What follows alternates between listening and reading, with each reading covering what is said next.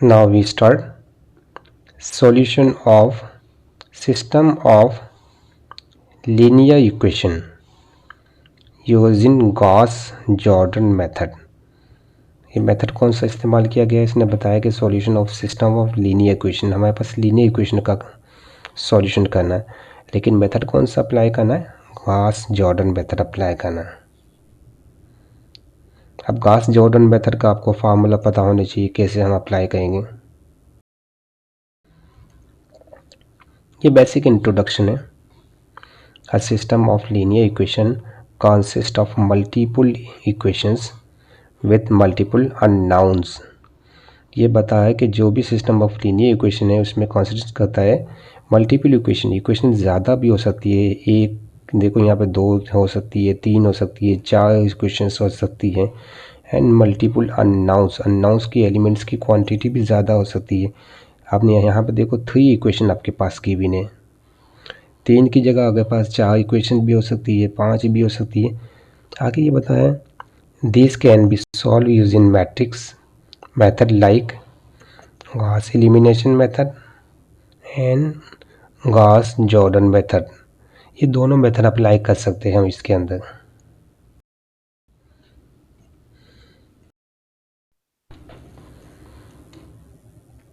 Gauss-Jordan method, अब ये Gauss-Jordan method का मेथड आपको याद होना चाहिए कि सबसे पहले क्या करना, ए बी पाइवट इज़ 1, पहला नंबर हमें 1 बनाना है। A B pivot is the only non zero entry in the its column, zeros above and below.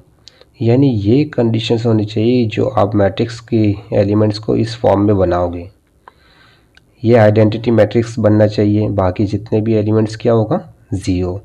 तो इसमें क्लियर मेंशन कर दिया इसने, देखो ज़ीरोस अबो एंड बिलो, ऊपर वाले नंबर्स भी ज़ीरो हो सकते हैं और नीचे वाले भी वैल्यू ज़ीरो होना चाहिए। This is an reduce row echelon form, हम इसको रिड्यूस रो एचलॉन फॉर्म भी कहते हैं, जो हमने पहले भी सीखा था। एन आइडेंटिटी मैट्रिक्स, और इसको आइडेंटिटी मैट्रिक्स भी कहते हैं। आइडेंटिटी मैट्रिक्स तो हैं, लेकिन असल ये क्या है, रिड्यूस रो एचलॉन फॉर्म है। हम किस मेथड से कर रहे हैं, Gauss-Jordan method. Example, Gauss-Jordan method apply करना में, एक आपके पास एक इक्वेशन दी हुई है, दूसरी दी हुई है, तीसरी इक्वेशन दी हुई है। अब आपने क्या करना है, ये जितने भी हैं नंबर्स हैं, इसके आपने अलग से आपने लिख दिया राइट दी ऑगमेंटेड मैट्रिक्स, यानी इसका कोई नंबर नहीं है तो यहाँ पे क्या होगा, 1 आ गया। यहाँ पे क्या होगा, इसमें 1, सेम z का क्या वैल्यू से, नंबर 1। ये आपके पास 6 गिवन है तो हमने 6 लिख दिया। अब इसी तरह से यहाँ पे 2 गिवन है तो हमने 2 राइट कर दिया। यहाँ 3 है, 3 लिख दिया। नाउ 1, अब ये 1 लिख दिया हमने। यहाँ 14 है तो 14 लिख दिया। इसका कांस्टेंट नंबर क्या है, गुड 1। इसका क्या है, 2। नाउ इसका क्या है, 3 एंड 14। अब हमें क्या बनाना है, गॉस-जॉर्डन मेथड, यानी ये जो वाले जो नंबर्स है ना, इस नंबर को हमें क्या बनाना होगा, आइडेंटिटी। अगर ये आइडेंटिटी बनेगा तो आपका आंसर मिल जाएगा। अब आइडेंटिटी बनाने के लिए आपको पता पहले तो यहाँ पे 1 मौजूद है। अब इस नंबर को क्या करना है, 0 करना है। आप देख सकते हो जो आपके पास मैट्रिक्स गिवन है, वो ऑपरेशन मेक लीडिंग 1 इन R1 ऑलरेडी डन, इसको पहले से हमने 1 बनाया हुआ है, यह 1 मौजूद है। अगर यहाँ 1 नहीं होता, फॉर एग्ज़ाम्पल कोई और नंबर होता, 3 होता या 4 होता, तो पहले इसको 1 बनाना होता है हमें। सबसे पहले एक इसने कंडीशन ये आपको बता दी, ठीक है। अब हमें इसको नंबर को क्या करना, 0 बनाना है। अब देखो मैंने पहले भी बताया था, चाहे प्लस कहो, मल्टीप्लाई कहो, माइनस कहो, ये नंबर इसके साथ मल्टीप्लाई हो गया, इसके साथ सबट्रैक्ट हो जाएगा। देखो मैंने लिख दिया एलिमिनेट बिलो R1, यानी फर्स्ट वो को हम अप्लाई कर रहे हैं। कैसे, R2 ये सेकंड रो मैंने यहाँ पे लिख के दिखा दिया, माइनस साइन माइनस लिख दिया, 2 लिख दिया, R1 यानी फर्स्ट रो। ये देखो मैंने यहाँ सारे नंबर लिख दिए, यहाँ पे 1 था तो मैंने 1 लिख दिया, यहाँ पे भी 1, यहाँ पे भी 1, दोनों जगह 1 लिख दिया। यहाँ 6 मौजूद है तो यहाँ पे 6। अब आपने क्या करना है, इस नंबर को इसके साथ पहले मल्टीप्लाई करना है। ये माइनस को अभी ब्रैकेट मैंने खोला नहीं है, सिर्फ ये माइनस अपनी जगह वैसे की वैसे आएगा। 2 1 ज़ा 2, 2 1 ज़ा 2, 2 1 ज़ा 2। नाउ 2 मल्टीप्लाई बाय 6 12 बन जाएगा। अब आप देखो, अब ये माइनस वाली ब्रैकेट को सिंप्लीफाई करना है। ये फर्स्ट एलिमेंट है, ये 2 लिख दिया, ये नंबर इसके साथ माइनस होगा, माइनस का 2। अब ये मैंने एलिमेंट्स को अलग कर दिया, ये 3 मैंने लिख दिया यहाँ पे, माइनस ये वाला 2, माइनस का 2 ये मैंने अलग कर दिया। अब ये 1 है, फिर माइनस का 2 ये अलग हो गया, 14, फिर ये माइनस का 12। ठीक है, अब इसको सिंप्लीफाई कर दूँ, 2 में से 2 माइनस गया 0 हो गया, 3 में से 2 माइनस गया 1 बच गया, 1 में से माइनस का 2 किया तो माइनस का 1 बचा, 14 में से माइनस का 12 किया प्लस का 2। अब ये वाले नंबर्स किस जगह आएगा, सेकंड सेकंड रो के अंदर आपके पास आएगा। ठीक है, सेकंड रो के अंदर आपने क्या चेंज किए, ये वाला नंबर्स। अब देखो यहाँ आपके पास 0 बन गया ना। अब नेक्स्ट टारगेट क्या है, ये वाला नंबर को 0 बनाना है। अब आप देखिए मैंने पहला रो, दूसरा रो और तीसरी रो लिख दी है। अब थर्ड रो को अप्लाई करना है, R3 माइनस R1। R3 कौन सा है, ये नंबर्स मैंने यहाँ लिख के शो कर दिया है, माइनस R1 फर्स्ट को यहाँ बैकअप मेंशन है तो अब मैंने यहाँ मेंशन कर दिया है। अब आपको बताइए 1 में से 1 माइनस किया तो इसी तरह से ये 2 माइनस 1 मैंने यहाँ राइट कर दिया, 3 माइनस 1 ये लिख दिया मैंने, 14 माइनस का 6 ये लिख दिया। अब इसको सिंप्लीफाई करना, 1 में से अगर 1 गया तो 0 आ गया, 2 में से 1 माइनस किया तो 1 बचा, 3 में से माइनस 1 किया 2, 14 में से माइनस 6 किया 8।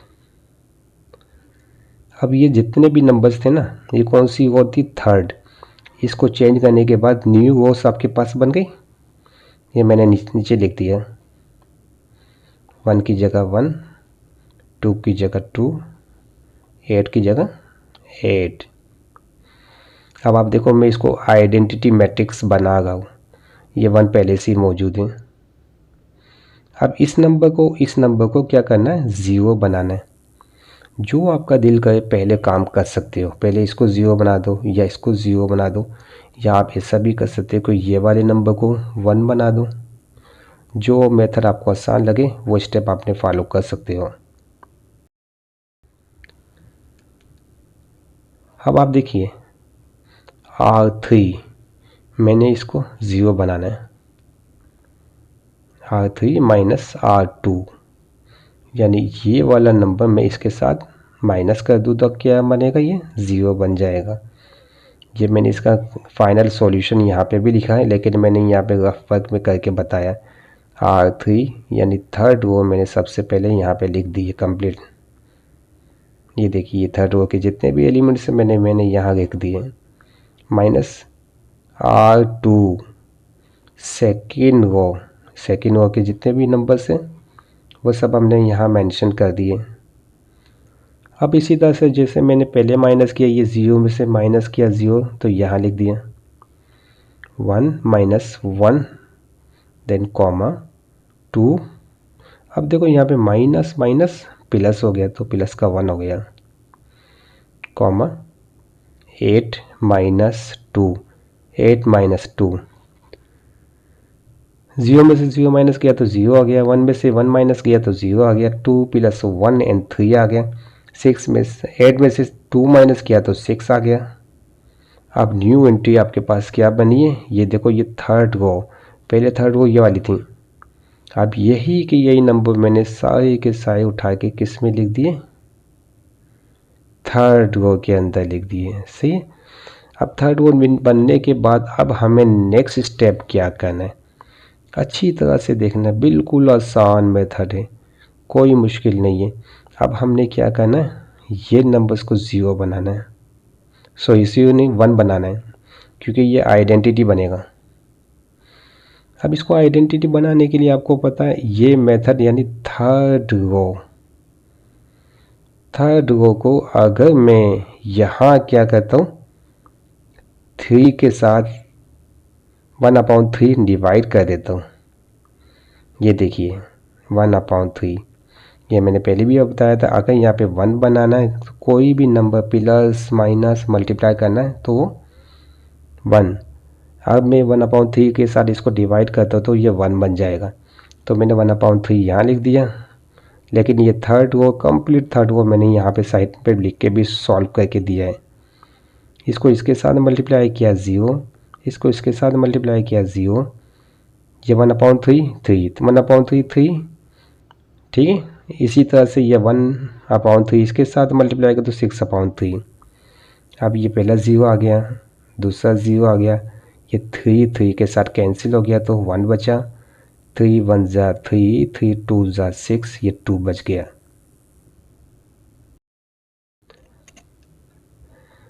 अब आपने देखा कि ये वाला मैट्रिक्स आइडेंटिटी का बन गया। अब नेक्स्ट स्टेप हमें क्या करना है, नेक्स्ट स्टेप में हमें इसको भी 0 बनाना, इसको भी 0 बनाना, इसको भी 0 बनाना। जो मेथड पहले आपको आसान लगे वो 0 कर सकते हो आप। अब मैंने क्या करना है, यहाँ पे सेकेंड रो को मैंने अप्लाई करके इसको 0 बनाया, R2 प्लस R3। अगर ये नंबर मैं इसके साथ प्लस करता तो ये नंबर क्या बन जाएगा, 0। अब देखो R2 मैंने सेकेंड रो के नंबर्स यहाँ लिख दिए, बिल्कुल सिंपल है, plus sign. R3 third row के नंबर मैंने यहाँ लिख दिए। अब इसको सिंप्लीफाई करना, प्लस प्लस ये आ गया। इसी तरह से हमें पास 1 प्लस 0, फिर माइनस का 1 प्लस 1। अब इसी तरह से 2 प्लस 2, ये दोनों को सिंप्लीफाई किया 0 बन गया, ये प्लस किया तो 1 बन गया, ये दोनों को सिंप्लीफाई किया तो 0 बन गया, 2 प्लस 2 ये क्या बन गया, 4। अब देखो ये जितने भी एलिमेंट्स थे ना वो मैंने किसके अंदर लिखने थे, सेकेंड रो। अब ये जो सेकेंड रो थी ना, अब ये वाली सेकेंड रो न्यू रोस आ गई, ये सेकेंड रो में मैंने वैल्यू पुटअप कर दी। अब नेक्स्ट स्टेप क्या फॉलो करना है, इस नंबर को हमें 0 बनाना है, ठीक है। इस नंबर को 0 बनाने के लिए क्या करना होगा, नीचे वाले नंबर को इसके साथ में माइनस कर सकता हूँ। अब देखो मैंने यहाँ पे किया है R1 माइनस R3। R1 क्या है, ये फर्स्ट रो जो सवाल में दिया हुआ है, ये फर्स्ट रो आ गई, माइनस R3 कौन से, ये वाले एलिमेंट्स हैं, मैंने यहाँ लिख दिया। इसके बाद ये वही सिंपल तरीका, इसमें से माइनस किया तो 0, 1 माइनस का 0, 1 माइनस का 1, 6 माइनस का 2। इसको सिंप्लीफाई करने के बाद आप देखो बिल्कुल आसान है, ये नंबर्स आ गए। अब नेक्स्ट स्टेप में अब आप यहाँ देखिए, जो हमने भी आइडेंटिटी मैट्रिक्स बनाने के लिए इस नंबर को अभी 0 बनाना लाजमी है। अगर ये आइडेंटिटी मैट्रिक्स बन जाएगा तो आपका आंसर मिल जाएगा। ये भी बिल्कुल सिंपल है, R1 फर्स्ट रो माइनस का R2, इस नंबर को मैं इसके साथ माइनस कर देता हूँ। R1 किया, ये फर्स्ट रो मैंने यहाँ पे लिख दिया, माइनस साइन। यहाँ पे क्या किया, सेकंड रो, ये भी वही आसान है, 1 माइनस का 0 ये लिख दिया हमने, 1 माइनस का 1 यहाँ पे लिख दिया, 0 माइनस 0, 4 माइनस 4। अब आपको पता है ये इसको सिंप्लीफाई करके 1 आ गया, ये 1 माइनस का 1 0 हो गया, ये वैसे ही 0 हो गया, 4 माइनस का 4 0। ये मैट्रिक्स अब आपने किस पे लिखना है, फर्स्ट पे। ये वाला फर्स्ट की वैल्यू चेंज हुई है तो आपने देखा मैंने यहाँ लिख दी है। अब देखो बिल्कुल सिंपल है, ये आइडेंटिटी मैट्रिक्स बन गया। अब ये पता है ये बोली कोई किसकी है, एक्स की है, और ये वाई की, और ये जेड की। यानी जेड की वैल्यू आपके पास 2 हो गई। ये एक्स वाई जेड, यानी वाई की वैल्यू आपके पास 4 हो गई। ये एक्स वाई और जेड, एक्स की वैल्यू क्या हो गई, 0। बस ये आपका आंसर मिल गया। मैंने इसको अलग अलग करके देख दिया कि आपके पास पहले एक्स की वैल्यू आपके पास 0 है, ये वाई की वैल्यू आपके पास 4 है, जेड की वैल्यू आपके पास 2 है। बिल्कुल आसान मेथड है, आप स्टेप बाय स्टेप करना, कोई चीज़ इसमें मुश्किल नहीं है।